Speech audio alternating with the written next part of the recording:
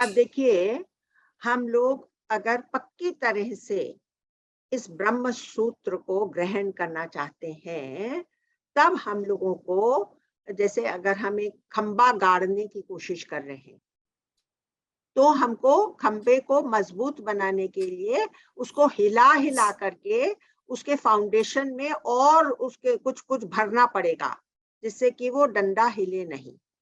If we want to put a post or a pole anywhere and we want it to be well founded, that is why we have to keep coming back to this, the Gyan of the Upanishads or the Gyan of the Brahma Sutras, so that we can be firmly established in our own self. You have to shake your understanding, go deep into the nuances and niceties of the arguments. लेकिन जैसे कि मैंने कविता जी से थोड़ी देर पहले कहा था कि हम लोग उसके जो आर्ग्यूमेंट्स होते हैं हर एक के साथ में, उसके ऊपर ज्यादा ध्यान नहीं दे रहे, हम लोग तत्व को पकड़ रहे हैं, जिससे कि हम ब्रह्म को पहचान जाएं। जो गोल ऑफ ब्रह्म सूत्र है, द गोल ऑफ ब्रह्म सूत्र is to give us liberation or moksha. If you understand the import of what they are telling you, you will surely be mukta. Shankara says moksha is the goal of human life, and we can attain this by repeatedly going over the gyan, which makes us get rid of the agyan or the avidya which has taken hold of us. तो इसलिए हम लोग ये ब्रह्म सूत्र कर रहे हैं। ब्रह्म सूत्र में 4 चैप्टर्स हैं और 555 सूत्रास हैं। ब्रह्म सूत्र is a polemical test. Polemical test का क्या मतलब है कि उसके अंदर ज्यादा से ज्यादा रीजनिंग है और आर्ग्यूमेंट्स है। This is the one reason why most people are afraid of the Brahma Sutras. The true reason is that you have to study, that you have to make an in-depth study of the text. Most people say why study so much detail? But you know, nothing goes waste in life. छोटी से छोटी चीज भी हम सीखेंगे ना, वो कैसे कब और कहाँ हमारे काम आ जाती है हमको नहीं मालूम पड़ता है। But no amount of effort really goes waste. And this practice of going into the depth of anything, it teaches us something about life. And it inculcates a good habit in us. Then everything we attempt is at a deeper level. ये तो जब हम superficial level पर रहते हैं तो कोई भी चीज इंटरेस्टिंग नहीं लगती है। Life becomes more interesting when we go into the depth of it, and the challenges which we meet because the text is difficult, it adds to our personality. हम भी अपने वकील हो जाते हैं, मालूम है, क्योंकि फंक्शनल प्लेन पर बहुत से प्रॉब्लम्स आते हैं जिसमें हमको वकालत करनी पड़ती है। तो यहाँ पर हम ब्रह्म सूत्र में वकालत सीखेंगे ना, तो हम फंक्शनल प्लेन पर भी कर पाएंगे। हमको समझ में आ जाएगा कि इस समय कौन सा पॉइंट कहना है। ब्रह्म सूत्र के बहुत से नाम हैं। तो आप कहेंगे कि हम तो ब्रह्म सूत्र पढ़ रहे हैं। अच्छा, तो तुमने वेदांत सूत्र तुम नहीं जानते, लेकिन वेदांत सूत्र ही ब्रह्म सूत्र है। फिर कोई कहेगा सिद्धांत सूत्र तुमने नहीं पढ़ा होगा, लेकिन सिद्धांत सूत्र भी ब्रह्म सूत्र का ही नाम है। अब लिख लीजिए, ब्रह्म सूत्र, वेदांत सूत्र, सिद्धांत सूत्र, शारीरिक सूत्र। That which is embodied, that the knowledge of that Atma which embodies the sharir. तो इसको शारीरिक सूत्र भी कहा गया है, भिक्षु सूत्र। अच्छा, तो तुम ब्रह्म सूत्र की क्लास में जा रहे हो, मैं तो भिक्षु सूत्र की क्लास में जा रही हूँ। अरे लेकिन दोनों एक ही चीज है। छांदोग्य ब्रह्म सूत्र भी इसका नाम है, और इस छांदोग्य ब्रह्म सूत्र में बहुत सा उल्लेख छांदोग्य उपनिषद का भी किया गया है। अब ये ब्रह्म सूत्र के बारे में एक और बात है कि इसके अंदर थोड़ी कंट्रोवर्सी है कि क्या ये वेदव्यास ने लिखा था या वादरायण व्यास, whether they are the same।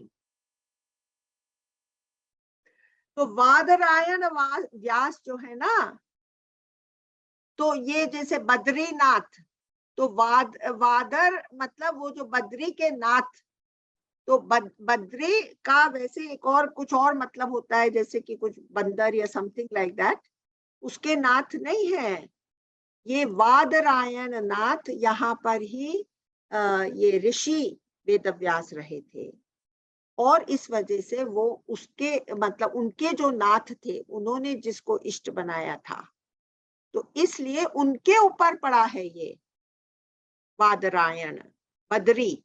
Badrinath हम लोग कहते हैं, तो ये वेदव्यास के ऊपर पड़ा है।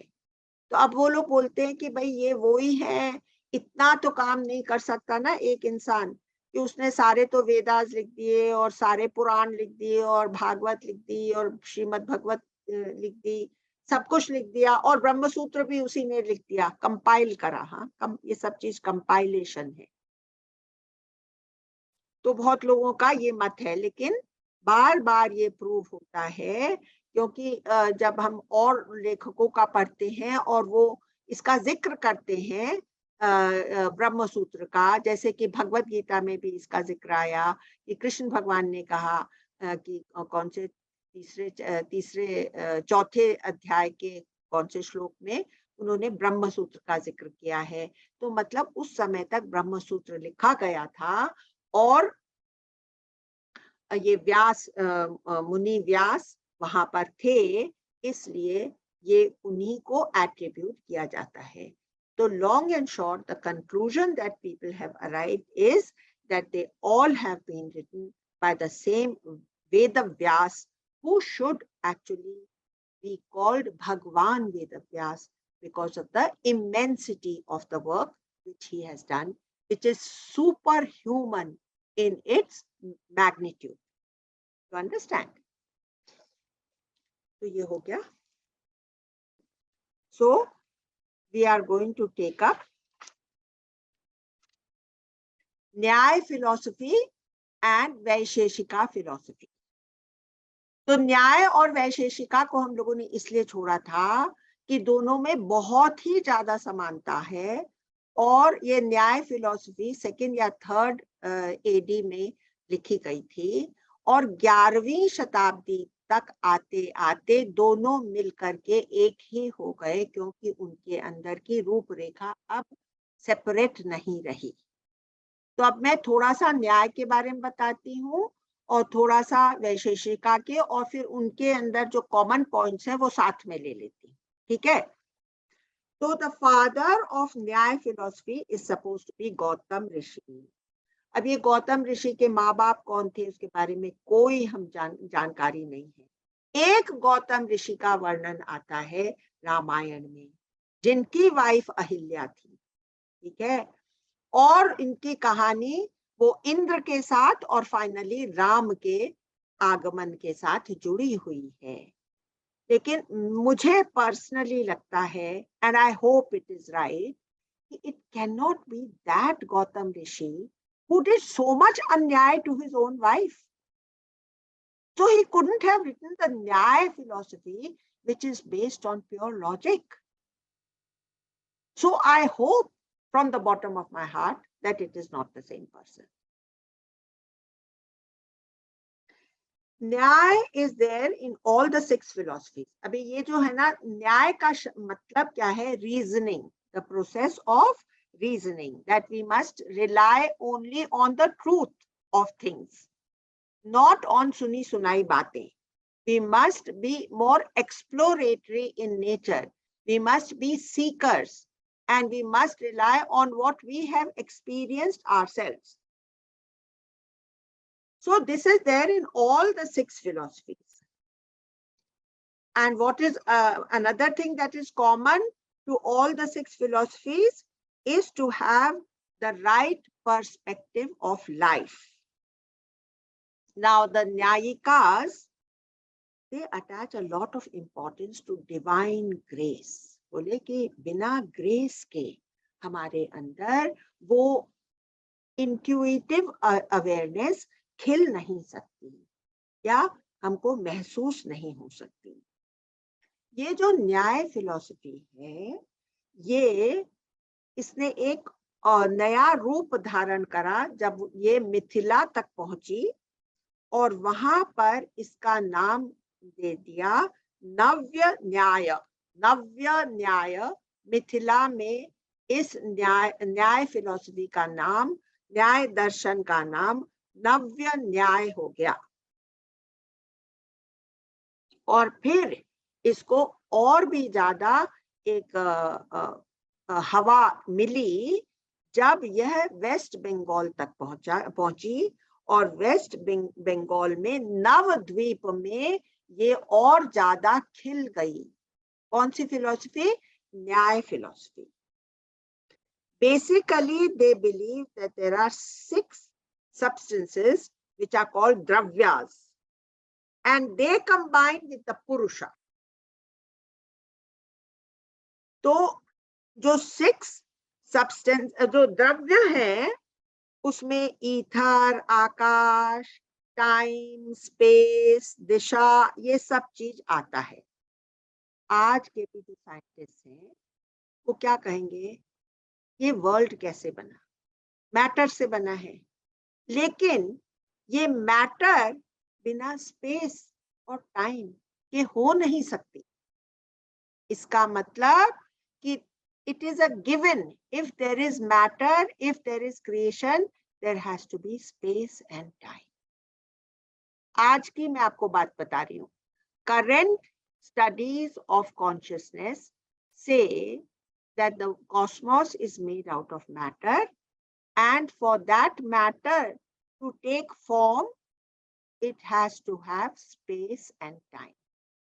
तो देखिए, ये सारी फिलॉसफीज वेदों से निकली हुई है. तो वेदों से निकली हुई है तो बहुत ज्यादा सिमिलैरिटीज होंगी, and certain aspects are different. इसलिए हम उसकी बारीकी में इतना ज्यादा नहीं जा रहे हैं. बेसिकली हमको नाम मालूम हो कि भाई कौन इसका फादर था, उसने किस तरह से उसके बेसिक थिंकिंग क्या है, क्यों उसने अपने आप को अलग किया. उसने यहाँ पर ये बोला गया कि भाई हम लोग तो जो खुद एक्सप्लोर करेंगे वो ही हम उसके ऊपर विश्वास करेंगे. तो ये है न्याय का मेन चीज कि they will rely on what they have experienced themselves. You understand?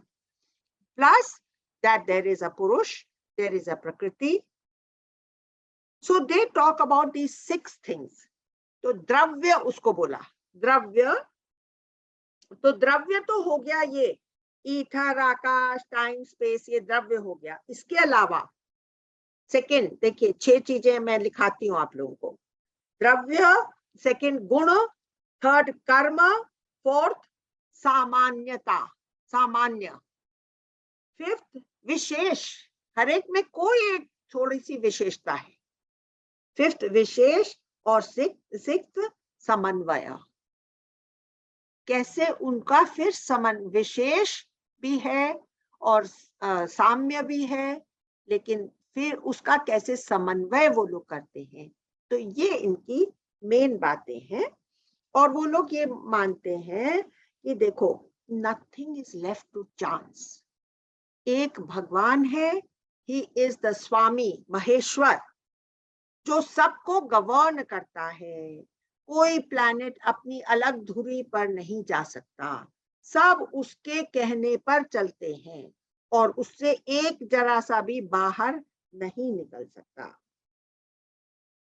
He is the moral governor of the universe. He is a loving father and gives the fruit of the action. तो इन लोगों ने God's will के ऊपर बहुत ज्यादा है, सब भगवान की मर्जी से हो रहा है। न्याय believes this and says creation continues because it goes on like this.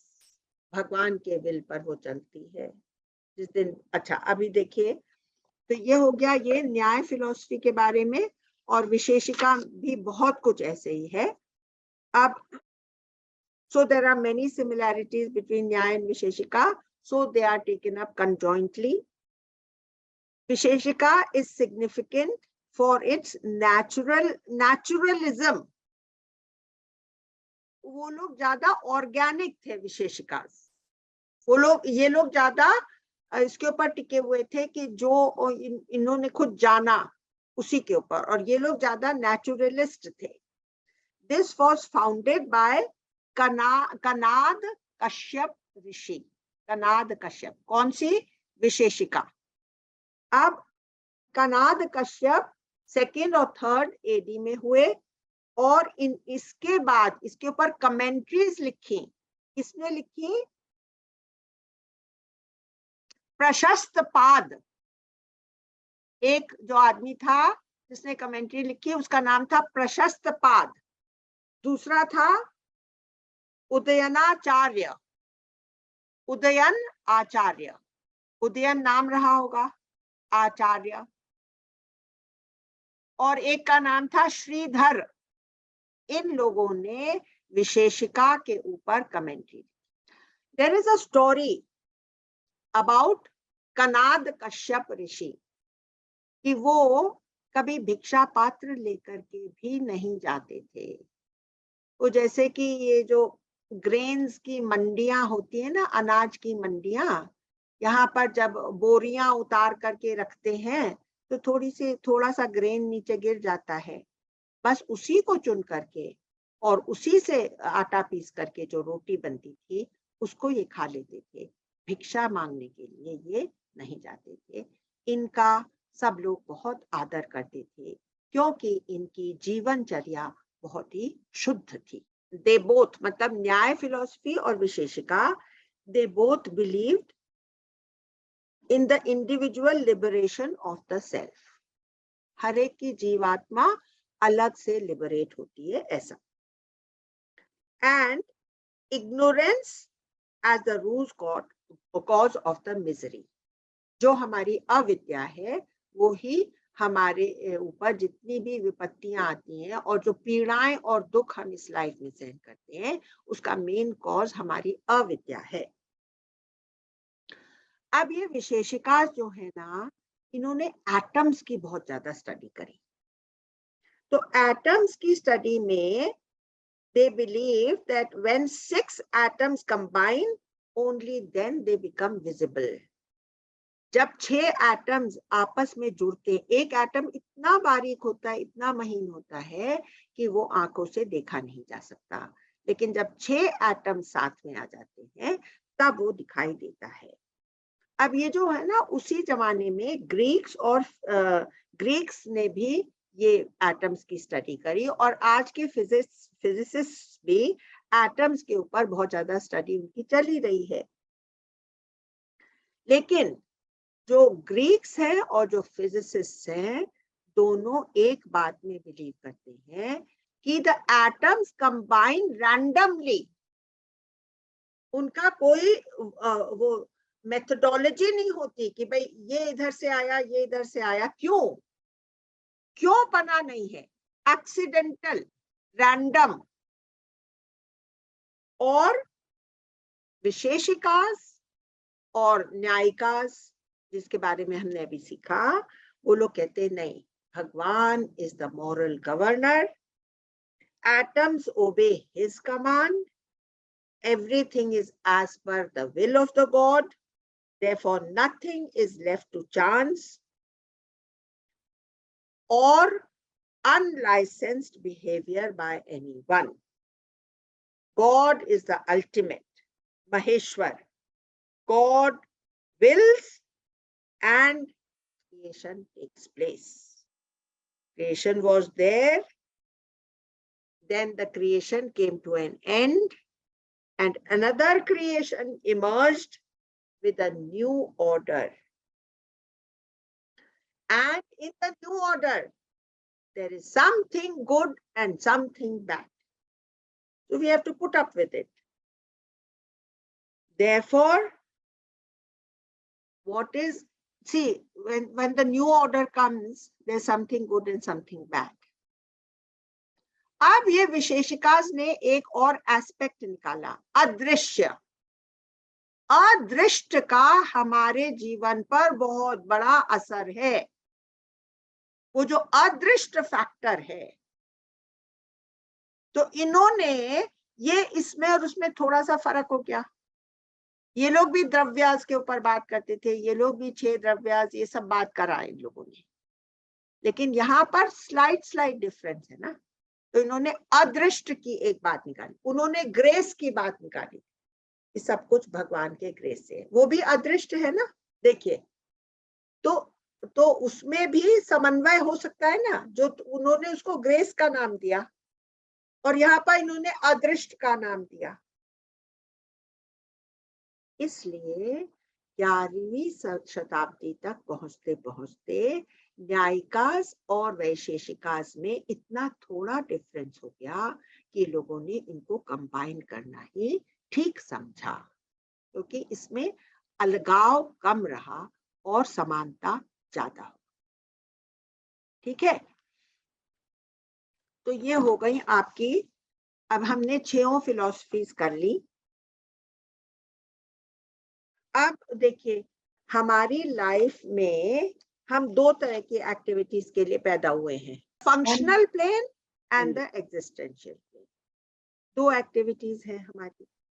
That experience which we have of the existential plane, it is not by the senses and it is not by that mind which is running here and there. It is a very deeper aspect of the mind, है ना।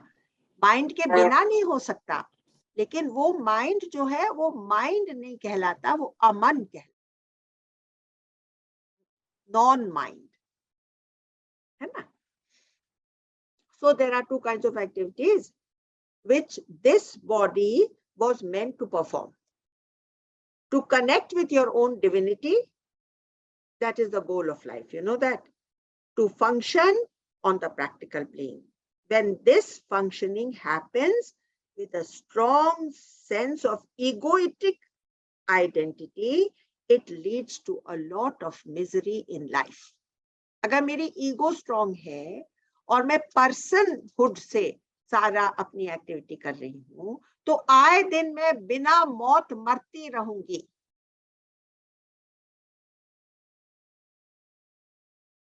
Our education, अभी देखिए हमारी जो कुछ भी education है, as well as the way of life, has always been value based. कहाँ की?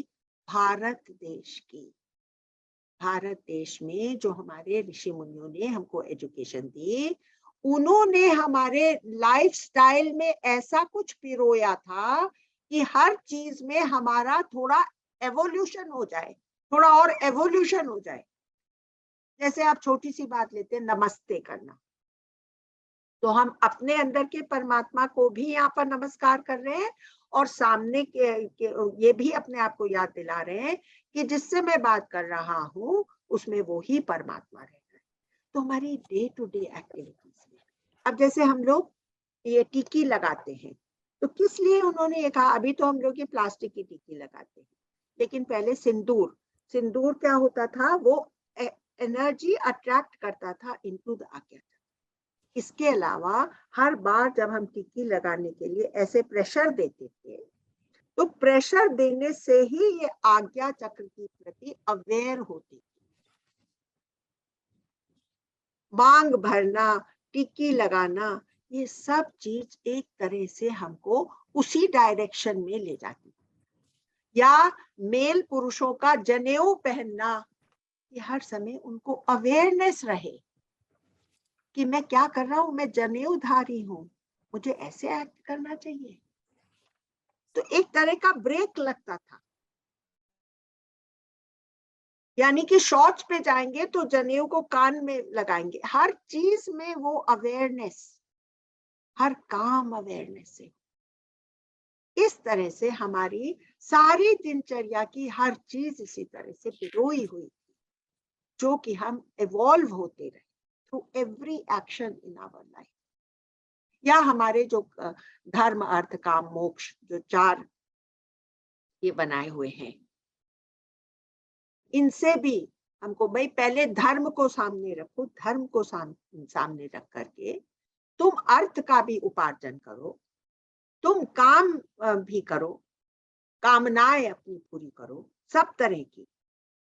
तुम प्रवृत्त हो जिससे कि तुम निवृत्त हो जाओ। प्रवृत्त हो करके प्रवृत्ति में नहीं पड़ जाओ, प्रवृत्त हो कि अपने अंदर ये इंक्वायरी चलती रहे, अरे इतना तो मेरे पास ऑलरेडी है, इससे मैं सेटिस्फाइड नहीं हुआ होगा, तो और इकट्ठा करके कौन सा सेटिस्फैक्शन। तो प्रवृत्ति वुड लीड मी टू निवृत्ति, धर्म अर्थ काम मोक्ष वुड लीड मी टू मोक्ष।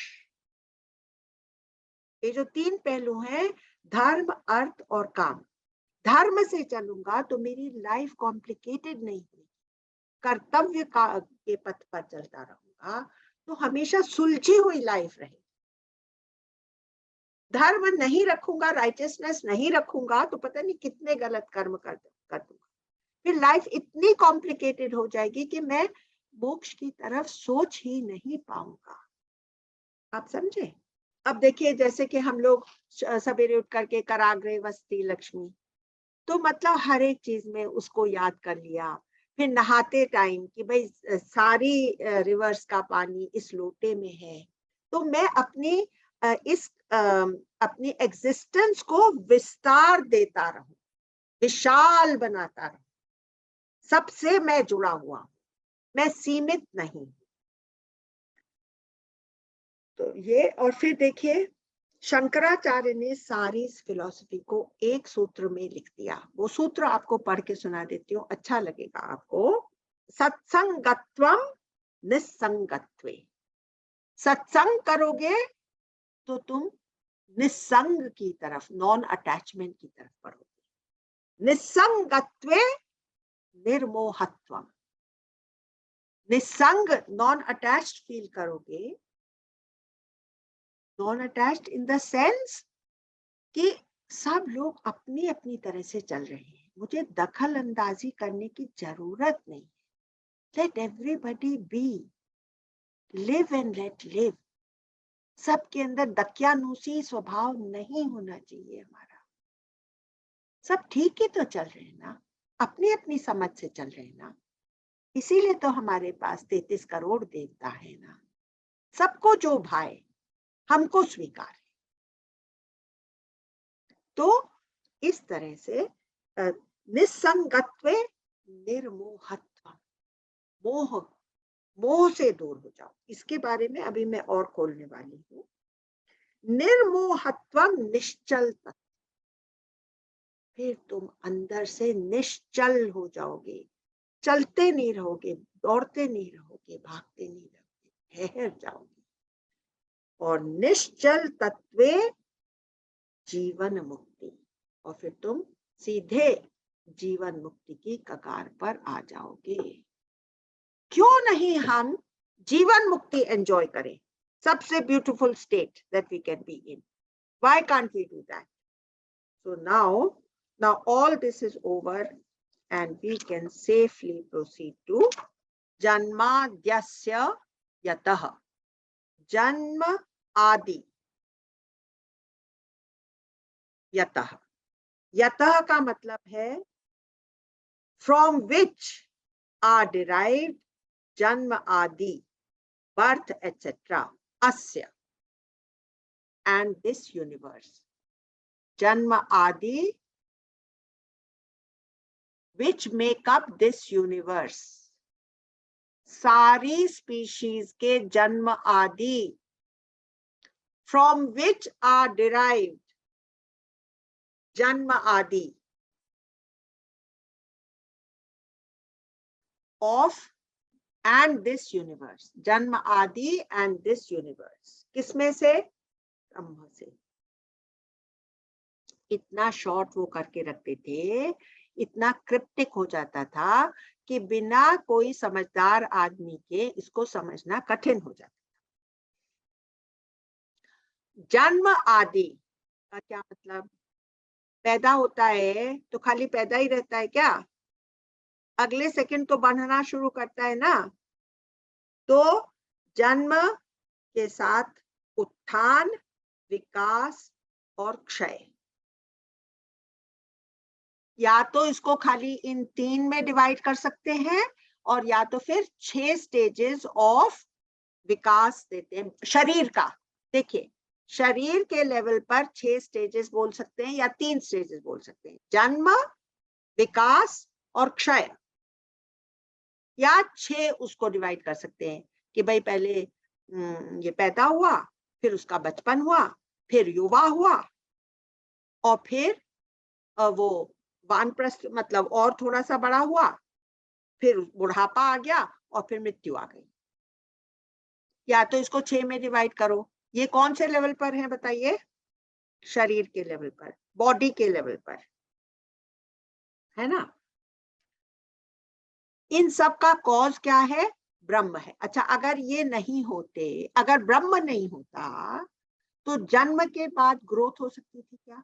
उसको एक अलाइव सबस्ट्रैटम चाहिए जिसमें कि वो पनप सके। पैदा तो हो गया और उसी समय ब्रह्म वहां से हट गया, तो कुछ भी नहीं हो सकता। इसलिए इन 6 स्टेजेस के थ्रू ब्रह्म का सपोर्ट होना बहुत ज्यादा जरूरी। तो ये सारी चीजें ब्रह्म ने अपने ही विधान में करी हैं। क्या? पैदाइश, इसका बड़ा होना, इसका और बढ़ना, और इसका मृत्यु का प्राप्त होना। तो हमको नहीं समझ में आता कि भाई इन सब का यूजफुलनेस क्या है, क्यों करा है ये ब्रह्म ने? यूं ही बेकार में हम लोगों को भेज दिया ऐसे कठपुतली के जैसे? नहीं, इस सब के पीछे एक बहुत बड़ी सोच है। देखिए, एक पेड़ होता है, एक नदी होती है, पेड़ इतने फल देता है, छांव देता है, बसेरा के लिए जगह देता है, उसको खुद मालूम नहीं है कि वो कितना यूजफुल हो रहा है। मालूम है क्या पेड़ को? उसको सोचने की क्षमता नहीं है, इसलिए पेड़ को मालूम नहीं है। नदी को मालूम है क्या कि कितने लोगों का फायदा कर रही है, कितना अनाज पैदा कर रही है? नदी के अंदर वो चेतना नहीं है जो कि उसको ये समझ में आए कि मैं इतने लोगों का के लिए यूज हो रही हूँ, या मैं इतना विनाश कर रही हूँ बाढ़ आकर, है ना। लेकिन एक पर्पस होता है। ये विनाश जो है, ये ब्रह्म के वजह से नहीं है, ये हमारी रॉन्ग प्रैक्टिसेस से है। हमने सारे पेड़ काट दिए तो पानी अंदर जाने की जगह ऊपर धरती के बहता है। पेड़ थे, घने पेड़ थे, वो हर बार रुकावट पैदा करते थे, जड़ों के माध्यम से एक एक बूंद नीचे चली जाती थी। धरती के नीचे इतना जाल बिछा हुआ है सबटेरेनियन रिवर्स का। तो इनको मालूम नहीं है, कहने का हमको भी मालूम नहीं है कि मेरा बचपन हुआ। देखिए, जब मैं बचपने में थी तो मैं देखती थी, हाँ ये तो इतने बड़े हैं, मैं मेरे को लगा ओ बाबा कितने बड़े हैं, 20 साल के, है ना। उसका मुझे अपना तो महसूस होता था कि भाई how I am feeling, but what that person is feeling at the age of 20 I had no idea. अभी 20 साल की उम्र वाले को ये तो मालूम रहता है कि भाई हाँ, जब हम बचपन में बहुत केयरफ्री रहते थे, हम खेलते कूदते रहते थे, लेकिन जो बड़े लोगों को मालूम है वो तो उसको मालूम नहीं है। इसी तरह से जैसे जैसे हम बड़े होते जाते हैं, उसका पर्पस इतना निकलता है, मालूम है। बहुत ज्यादा पर्पस निकलता है उसका। तो एक जब हम बड़े हो जाते, देखिए ये जो सब अवस्थाएं हैं, बचपन ग्रहण करने की है। बचपन में हम ग्रहण करते हैं, युवा में हम पैदाइश करते हैं, और वानप्रस्थ में हम दान देते हैं और पुण्य का अर्जन करते हैं।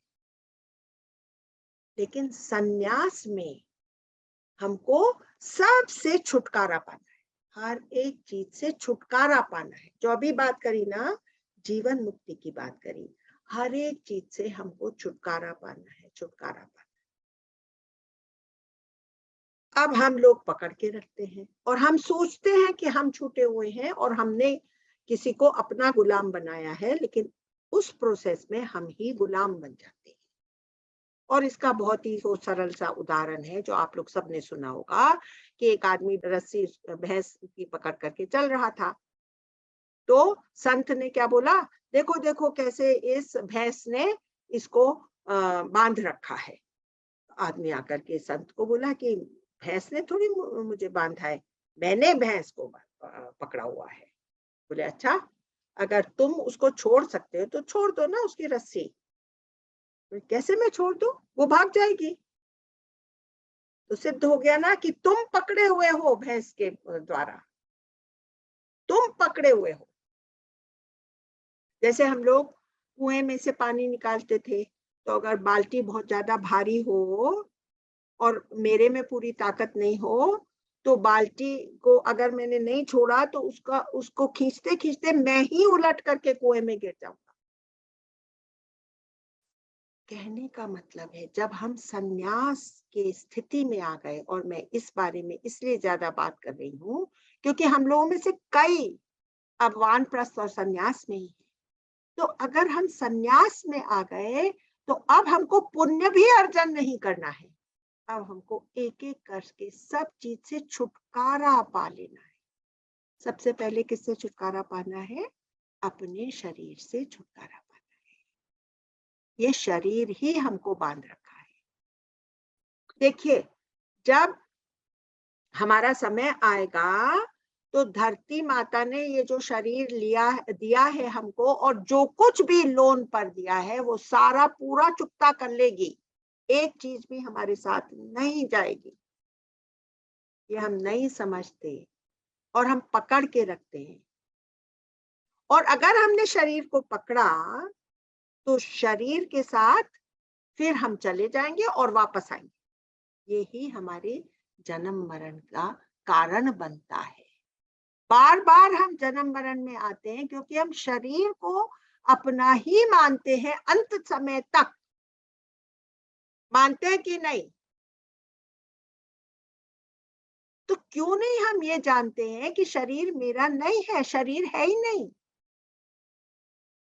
शरीर से छुटकारा पाएंगे तो अभी कभी अमर हो जाए। When you have felt yourself to be a shariri, why do you want to hold the concept of being a sharir and see your own death? Hold on to your consciousness as your main tattva. Hold on to that. Once you do this thing, you see yourself die. Or do it once a month. But hold on to the fact that you are awareness every single moment of your life. So today we are going to take up a very beautiful story of that Shankaracharya's debate with Mandan Mishra. We will keep it for next time because it is too beautiful a story, and it talks about all the six ये थोड़ा सा जिक्र उसमें आ जाता है, जो six Darshan of Ved, जो कि हमारी फिलोसफीज जिसके बारे में हम बात कर रहे हैं, उत्तर मीमांसा, पूर्व मीमांसा, उत्तर मीमांसा, न्याय, वैशेषिका, ये सब का जिक्र इस कहानी में आता है। और शंकराचार्य ने कैसे वो जो कि उनके स्ट्रिक्ट एडवर्सरी थे, उनको कैसे अपना क्लोजेस्ट डिसाइपल बना लिया, इसकी एक बहुत खूबसूरत स्टोरी है, वो हम लोग नेक्स्ट टाइम करेंगे। ये जीवन आदि सूत्र केवल इतना है ना, यह जीवन आदि और कौश और ये ब्रह्म है, सब कुछ ब्रह्म है। ठीक है, फिर नेक्स्ट टाइम